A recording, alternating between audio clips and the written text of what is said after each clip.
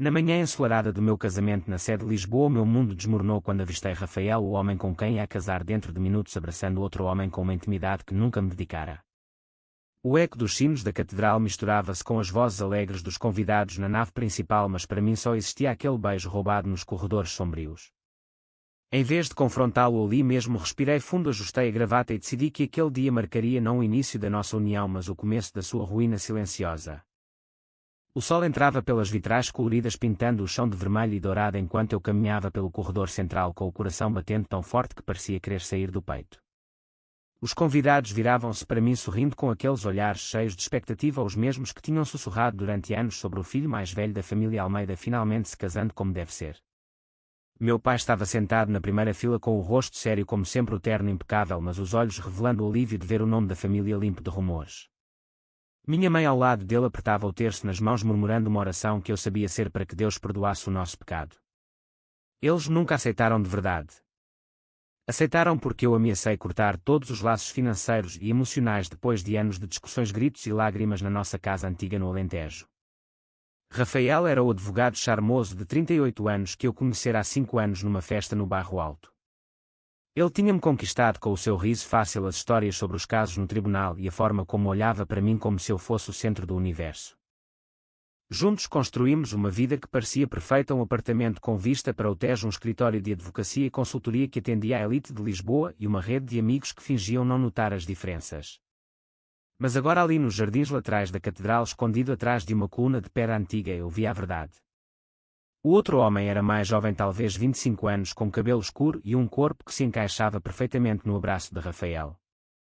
Eles não me viram. Eu ouvi fragmentos de palavras sussurradas: eu não posso deixar ele agora, mas depois do casamento estaremos livres. Meu estômago revirou. A traição não era só o beijo, era o planeamento, o cálculo, o facto de Rafael estar disposto a casar comigo por aparência, dinheiro e status enquanto mantinha outra vida paralela.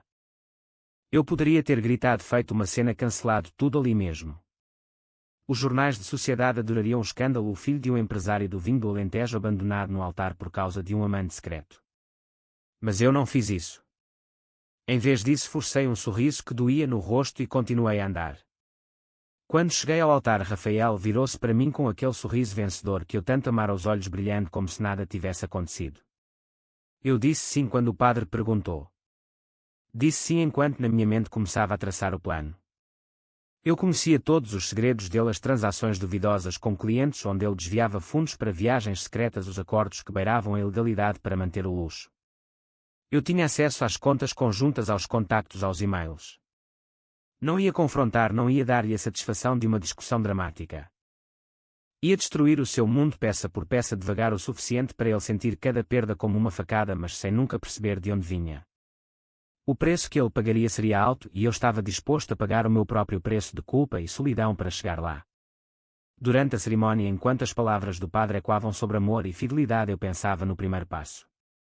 Depois da recepção, ligaria discretamente para o nosso advogado de confiança, fingindo preocupação com o contrato. Começaria pequeno. A recepção no jardim do palácio próximo foi um espetáculo de luzes, flores e champanhe. Os convidados dançavam, riam e faziam brindes à nossa felicidade. Meu pai deu um discurso sobre tradição e família, o rosto vermelho de vinho, mas os olhos ainda vigilantes, como se esperasse que eu falhasse. Minha irmã mais nova abraçou-me sussurrando que estava orgulhosa, mas eu via a pena nos seus olhos, ela sabia mais do que dizia sobre as pressões que eu carregava. Rafael dançava comigo, apertando a minha mão com força como se quisesse marcar território. Eu sorria, respondia aos beijos no rosto, mas por dentro contava os minutos até poder começar. Quando a noite caiu e os convidados começaram a ir embora, eu já tinha o plano claro na cabeça. Rafael nunca saberia que eu sabia. Ele pagaria com a reputação, com os clientes, com a liberdade que tanto valorizava. E eu pagaria com o vazio que crescia no peito ao perceber que o amor que sentira por ele morrera naquele jardim. Mas valia a pena. Ou pelo menos era o que eu repetia a mim mesmo enquanto nos dirigíamos para o carro que nos levaria para a lua de mel no Douro. O preço da traição seria cobrado em silêncio e eu seria o cobrador invisível. A viagem para o Douro foi um teatro perfeito. Rafael dirigia o carro conversível alugado, com o vento bagunçando o cabelo dele enquanto falava sem parar sobre os planos para o futuro do nosso escritório, sobre viagens que faríamos juntos, sobre como a nossa vida seria invejada por todos em Lisboa. Eu respondia com monossílabos sorrisos forçados e olhares que fingiam admiração. Por dentro cada palavra dele era uma confirmação da traição. Ele planeava continuar a vida dupla agora que o casamento dava-lhe a cobertura perfeita. Na primeira noite no hotel luxuoso com vista para as vinhas eu esperei ele adormecer. Peguei no telemóvel dele enquanto ele roncava levemente e vi as mensagens. Não eram só o homem do jardim, havia mais 2 nomes com fotos e palavras que me fizeram querer vomitar. Mas não reagi. Guardei tudo na memória e devolvi o telemóvel ao lugar.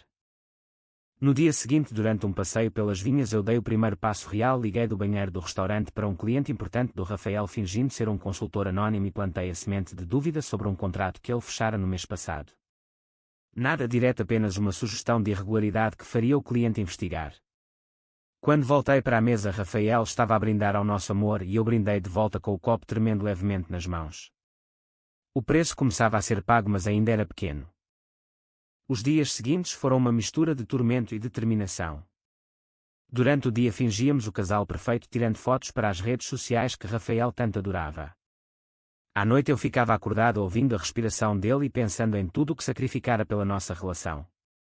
Lembrei-me das noites em que chorei sozinho depois de discussões com a família quando meu pai dizia que um homem como eu nunca seria respeitado na sociedade portuguesa. Lembrei-me de como Rafael me consolara prometendo que juntos superaríamos tudo. Agora aquelas palavras eram veneno. Eu sentia culpa por estar a planear a queda dele, mas a raiva era maior. A sociedade que nos julgava por sermos gays era a mesma que Rafael usava para esconder as suas mentiras. Eu não ia ser vítima. Ia ser o arquiteto da justiça. Na terceira noite enviei um e-mail anónimo de um computador público do hotel para a Associação de Advogados de Lisboa com cópias de documentos que eu copiara meses antes sem saber que um dia usaria. Eram provas de pequenas irregularidades que podiam custar-lhe uma advertência, mas o suficiente para manchar a reputação. Quando voltei, Rafael estava na varanda a falar ao telefone com voz baixa. Eu ouvi fragmentos sobre encontrar-se com alguém em Lisboa depois da viagem. Meu coração apertou, mas eu sorri quando ele se virou. De regresso a Lisboa, a tensão aumentou. A família organizou um jantar de boas-vindas na nossa casa antiga no Bairro Alto. Minha mãe serviu o bacalhau tradicional com o sorriso forçado, perguntando quando pensávamos em adotar uma criança para completar a família. Meu pai falava de negócios e olhava para Rafael com aprovação, o genro perfeito que trazia contratos para a empresa da família. Eu via a hipocrisia em tudo. Eles aceitavam o casamento porque dava boa imagem, mas por dentro ainda rezavam para que eu mudasse. Durante o jantar, Rafael contou histórias engraçadas do casamento e eu ri nos momentos certos, mas por dentro calculava o próximo golpe. Um amigo comum nosso, Miguel, que trabalhava no escritório, ligou-me no dia seguinte para almoçar. Eu aceitei e durante a conversa plantei dúvidas sobre a lealdade de Rafael sem dizer nada direto. Miguel franziu a testa e eu soube que a semente estava plantada. O círculo de confiança de Rafael começava a rachar. À noite, sozinho no escritório enquanto Rafael saía para uma reunião que eu sabia ser mentira, eu revia os documentos. A culpa batia forte. Era eu o monstro agora por usar os mesmos métodos que a sociedade usava contra nós os gays para nos controlar. Mas depois lembrava-me do beijo no jardim e a raiva voltava. Ele traíra não só a mim, mas a promessa que fizéramos de construir algo verdadeiro num mundo que já era hostil. O preço que eu pagava era a perda da minha própria paz de espírito. Mas valia. O plano ganhava forma e eu sentia uma estranha liberdade naquilo.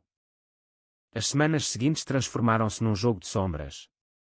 Rafael notava que alguns clientes cancelavam reuniões, mas atribuía a problemas de mercado. Eu observava em silêncio enquanto ele ficava mais irritado em casa, batendo portas e bebendo mais do que o habitual. Eu continuava o teatro do marido amoroso, cozinhando jantares e ouvindo as suas queixas. Mas por dentro cada queixa era uma vitória pequena. No escritório eu encontrara mais provas durante uma reunião que ele esquecera o portátil aberto. Transferências para contas offshore que ele usava para pagar as escapadelas. Eu copiei tudo e enviei para um inspetor que conhecia através de contactos da família. Não era o suficiente para prisão, mas o suficiente para investigações que consumiriam o tempo dele e a reputação. Um dia minha mãe ligou pedindo para irmos almoçar só nós os 3. No restaurante ela chorou baixinho dizendo que queria netos, que a igreja perdoaria se adotássemos. Eu senti o peso da pressão social como uma pedra no peito.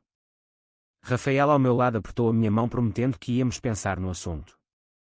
Mas eu sabia que ele mentia.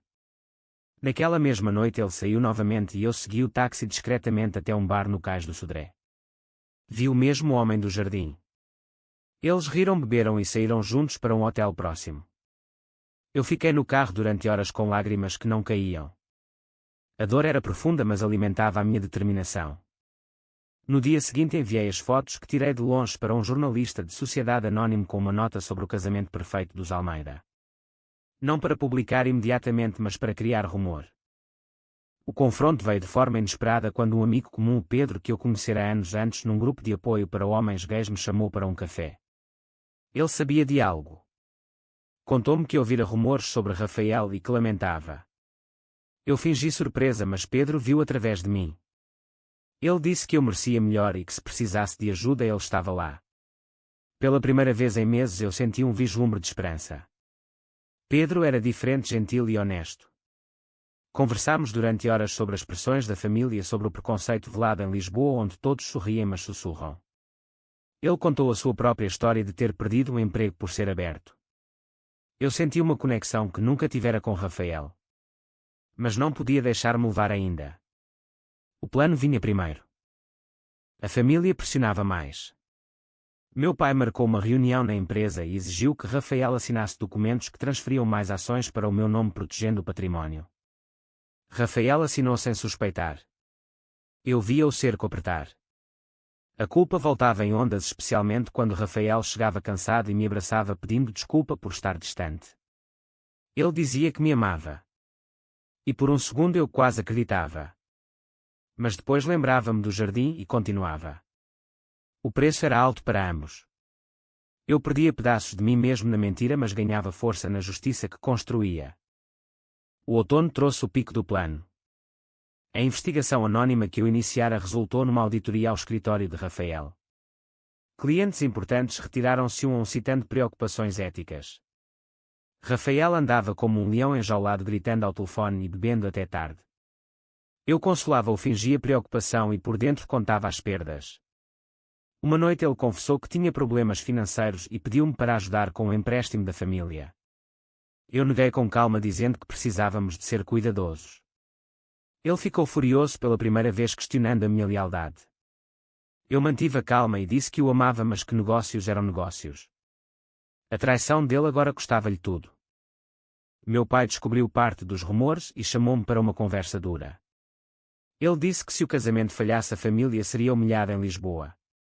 Eu respondi que faria o que fosse preciso para proteger o nome. Ele não sabia que eu era o causador.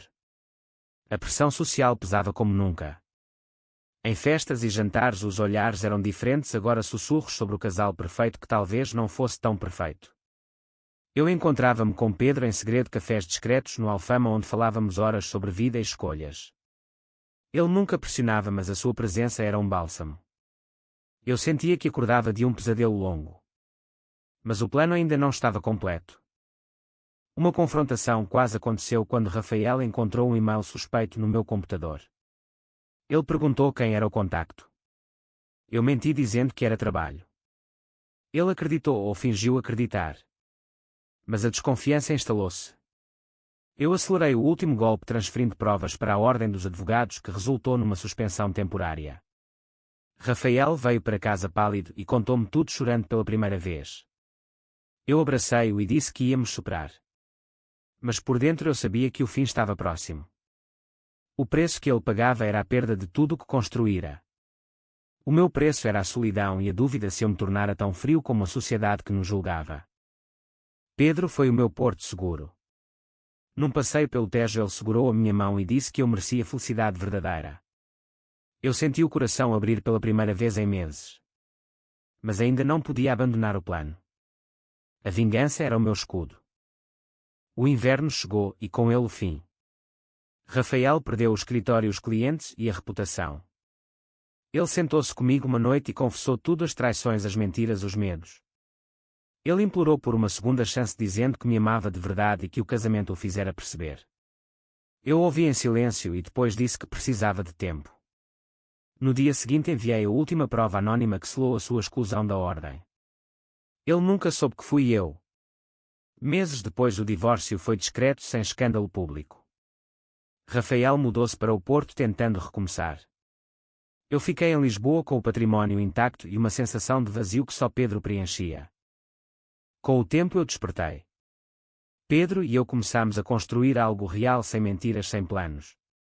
Caminhávamos pelo Tejo ao pôr do sol e eu sentia paz. A família aceitou devagar, minha mãe ainda rezava, mas via o meu sorriso. Meu pai respeitava o meu controle dos negócios. A sociedade sussurrava menos agora que eu era visto como um sobrevivente forte. Mas eu carregava as cicatrizes das escolhas. Tinha destruído um homem para salvar-me a mim mesmo. Valer a pena.